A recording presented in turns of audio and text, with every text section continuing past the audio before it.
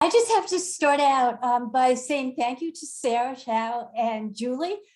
Because of them and all the ACERT workshops, I was able to survive online learning and really learn to like it, actually. So I'm really happy that you're here. Okay, so I'm going to do a PowerPoint because it's a survey and there's all sorts of graphs and stuff. But I'm really hoping that this sparks discussion about reflecting back on online learning, what we learned, what we might use in our class now, what we might change if we were to go back to online learning. So I'm going to share screen now and start with that.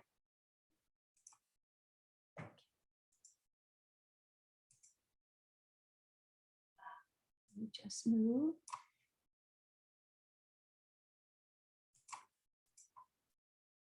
Okay. So I want to talk a little bit about why I have this survey. So when we all went back home and started teaching online, it was such a new thing to be doing, but without your colleagues next to you to talk to, so that you couldn't have those conversations in the hallways to say, how's it going? What are you doing?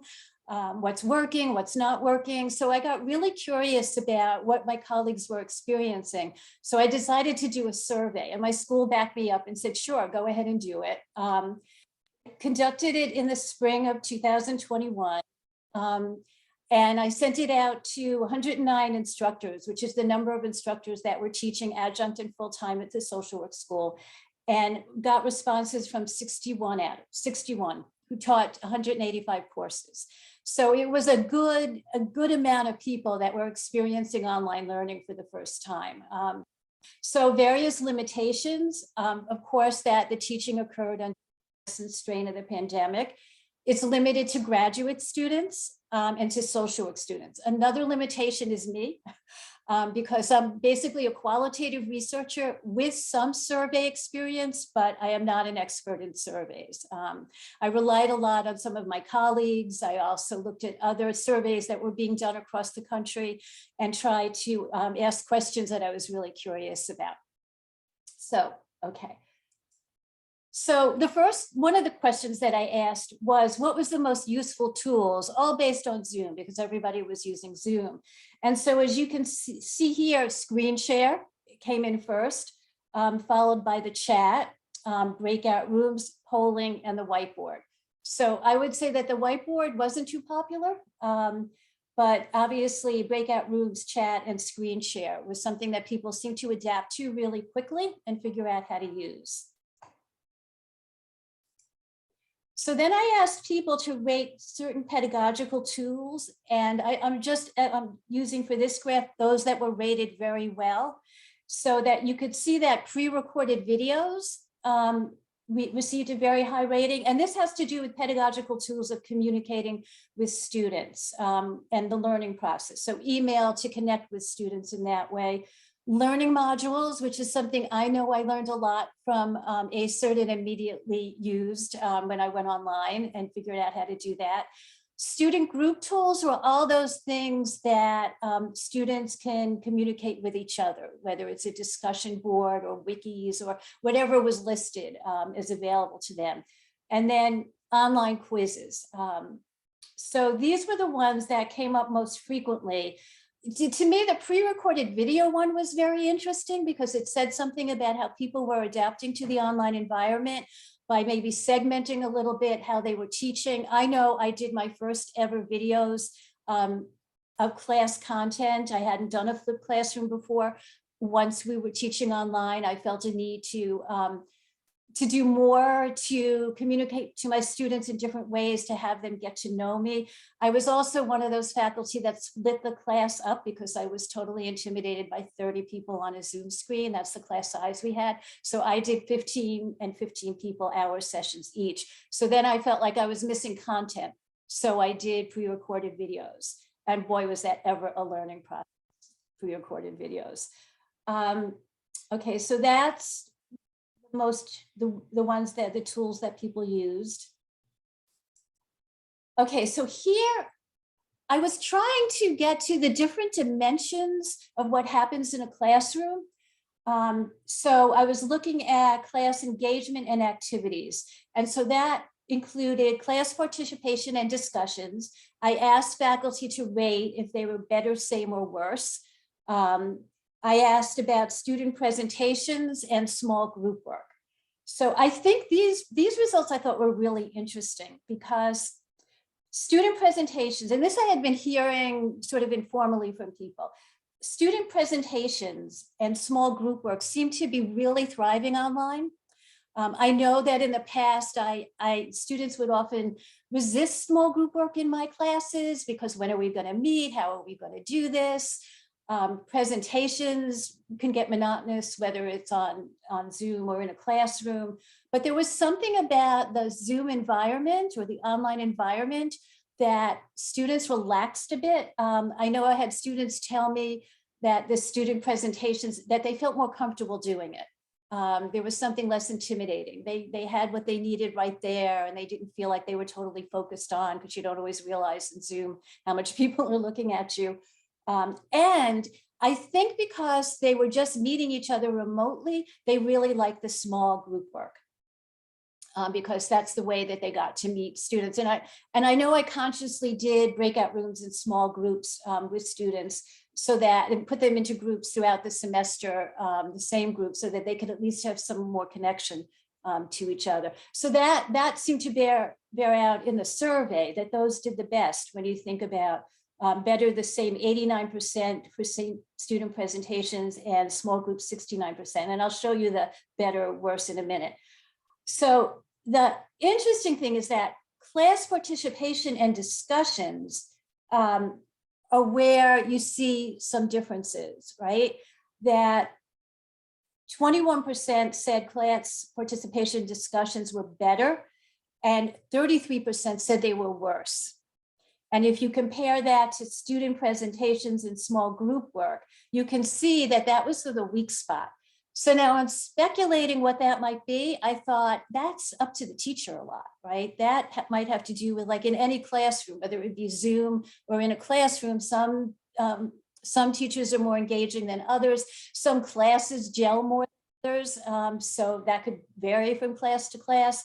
But I think that's more of a reflection of what the teacher does versus the student presentations and the small group work, which of course need to be structured in an effective way. But I think that that shows that you sort of have to, I don't want to say step up, but teach differently in a Zoom environment. And so some of the things that you do in a regular classroom that might work well, might not. Okay. Attendance. I suspected that attendance was better because all my students kept showing up.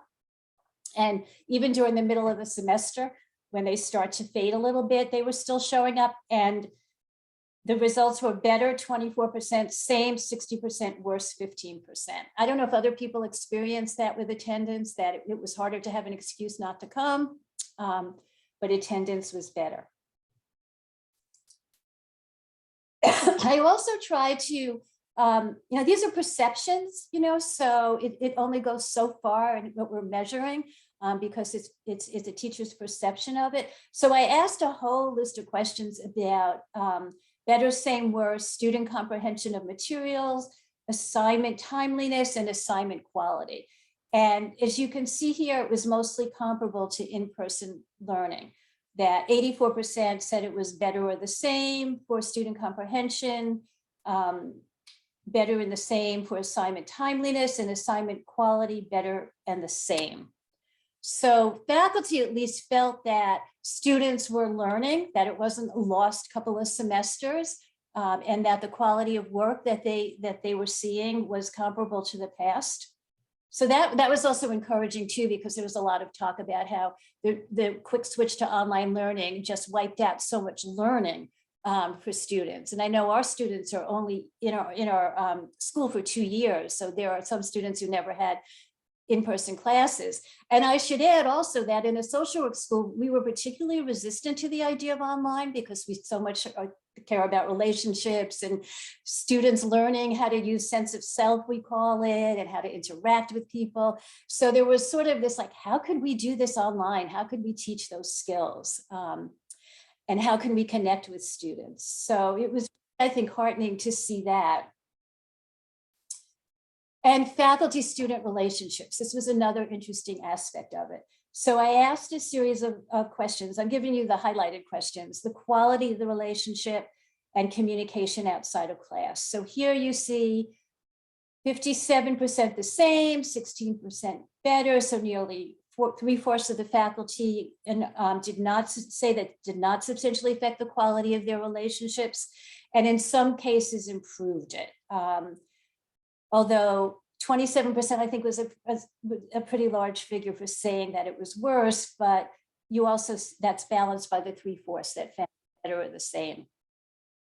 Okay, and then course evaluations. This was like my favorite question, because you're trying to look for sort of concrete ways to measure, is this working? Am I teaching as well as I can?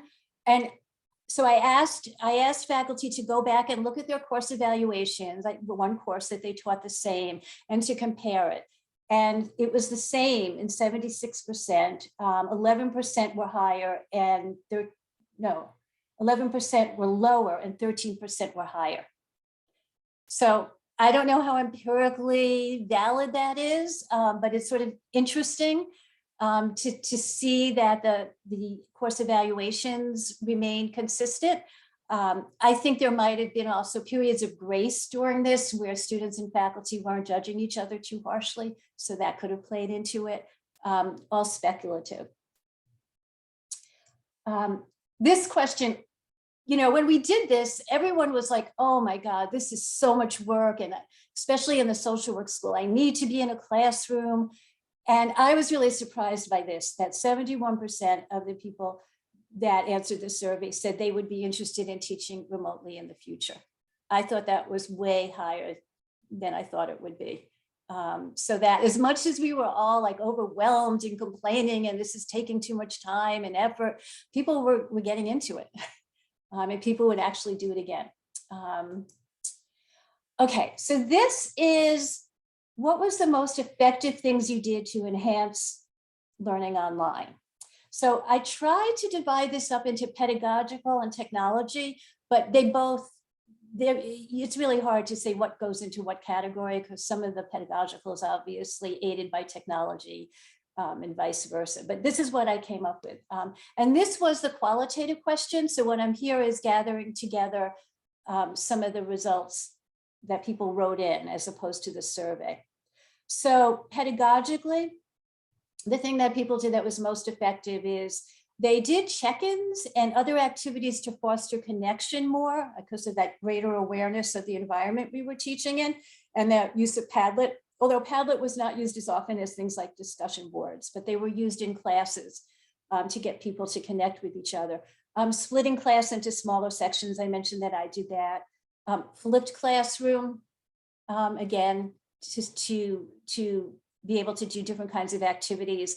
I think what people were also exhausted by Zoom. So one of the things that they were doing is breakout groups. I know I spoke to a lot of my colleagues, and they said that they used breakout groups because they just needed a break on being in Zoom, and so did the students. So they figured breakout groups was a good way to do that.